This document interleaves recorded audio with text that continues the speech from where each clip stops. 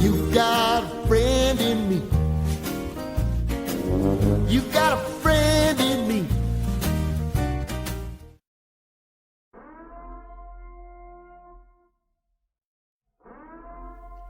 Caddy is, well, he's just that. He's a caddy. But I like to think that TJ Howell III and I, TJ3 as I like to call him, have become something much more than just employee and employer. I think of TJ3 as my best friend. You know, I would do anything for him. Getting him his ice water with 2 lemons in it, that's nothing for me. No, it's not 3 lemons, it's 2. What are you talking? Yeah, you don't know what you're talking about. Whatever. I mean, or his iced coffee, for example. Buying him an iced coffee, you know, his large iced mocha with cream and sugar. That's what? It's not caramel with almond milk. What? Who's the caddy here? Exactly. So, talk to the hand, girlfriend. No. Yeah. You know, getting him those things. It's just natural. It doesn't feel like a job to me.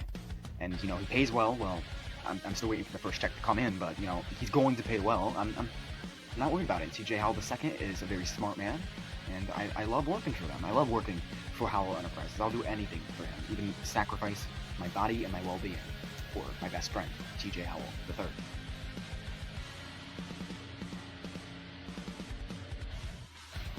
So my uncle used to be a fan of wrestling back during the Attitude Era, and you know, around the time that like guys like Randy Orton and John Cena, kind of the new guys, started coming in, that's when he stopped watching. But you know, he knew who the Undertaker was. So one day, like early 2010 probably, he was flipping through the channels just looking for something to watch, and you know, he was the Dead Man coming out on Monday Night Raw during his entrance, and he was like, God, Undertaker's still wrestling, you know? And he's saying that back in 2010. It's crazy to think about now too. But you know, Undertaker's still wrestling, and my cousin Leo, you might know him as Death Veil. He used to be really big into the scary supernatural horror theme type stuff, even as, you know, a little kid. But yeah, so he called him over and was like, yo, Leo, Death Veil, check this out. And it was like another world was opened up for him, because it was. And finally, after he got over his short-lived fear of the Undertaker, he was fascinated by the character, started watching wrestling a little bit more. And his parents bought him WWE SmackDown vs. Raw 2009 for the Wii, and we used to babysit him over the summer vacation, so he brought it over, popped it in, and that's how I was introduced.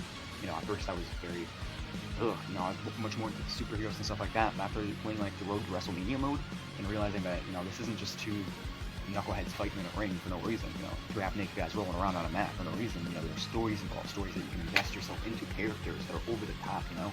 It was like real-life superheroes and supervillains. You know, I used to always wonder what would happen if Batman and Spider-Man fought, and, you know, there were no weapons, and, you know, that kind of stuff. It was in like in a closed space, and they just went at it, and one person was the winner, one person was the loser, you know. And, you know, seeing this, you know, the stats on the wrestlers, the entrances, it was all very surreal.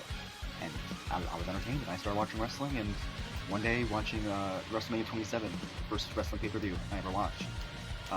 Triple H versus The Undertaker, feeling that electricity, that emotion. And I knew that's what I wanted to do.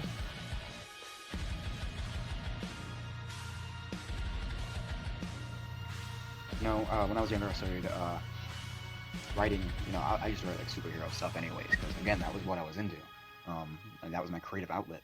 I started writing like superhero wrestling stuff for my own like little fictional promotion at that point. And you know, I call it the written age.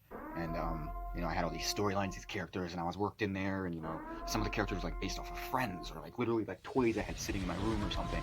And you know, I remember one day watching the Hardy Boys Team 3D in the Wolves. It was like a 3-way saga they had going on in Impact Wrestling.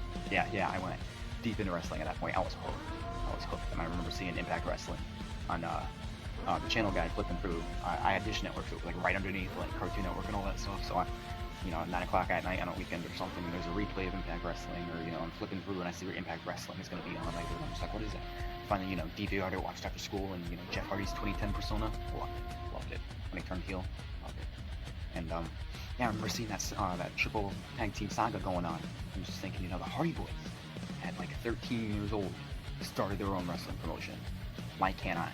And then Alien Wrestling was born, and you know, I made some friends, I made some enemies, I did a lot of stuff that was really crazy, really stupid, some of it really funny, you know. All that stuff's on my Patreon if you guys want to check that out. You know, only I think it's $5 a month.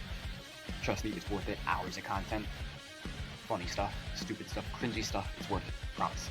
You know, and I had a job at 19. You know, I had money. I was like, why don't I start training? You know, I want to do this on a professional level. I'm not gonna get that in the backyard. Let's take the next step and let's do something cool. Googled, you know, a school to train at, and I found Test of Strength. It had a fair price.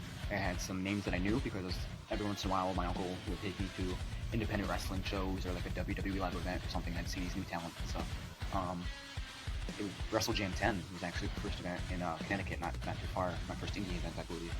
And yeah, I remember I went to a Monday Night Raw where Edge started to announce his retirement. I remember like the graphic showing and stuff, and you being like, what, you know? But couldn't have been after WrestleMania. Was it right after WrestleMania? I think it was.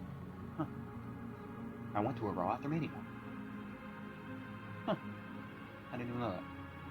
Anyways, yeah, so I started going to that school, and they liked me, and they said, you're gonna be a referee, and well, I wouldn't say they liked me, but they were like, you're gonna be a referee, kid, and that's what I...